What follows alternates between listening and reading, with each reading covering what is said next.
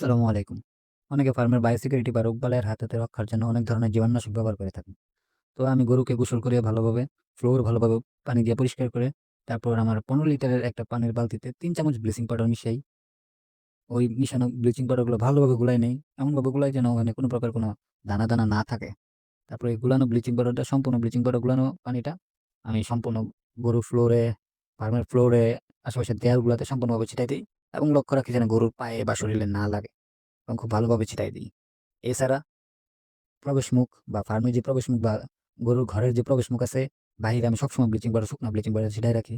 আর গরুর রুমের ভিতরে মানে ফার্মের শেডের ভিতরে চলাচল করার লেগে বা সবসময় থাকার জন্য বা হাঁটাচলা করার জন্য বা আমরা ভিতরে যে প্রবেশ করি সেজন্য আলাদা জুতা ব্যবহার করি। যেন বাহিরের জুতাটা বা ভিতরে নিয়ে প্রবেশ না করি সেজন্য আলাদা জুতা ব্যবহার করে রাখি। আর এছাড়াও এই জিনিসটা ব্লিচিং পাউডারটা আমি সবসময় বা সপ্তাহে ২ বার কমসে কম ২ বার দেওয়ার চেষ্টা করি।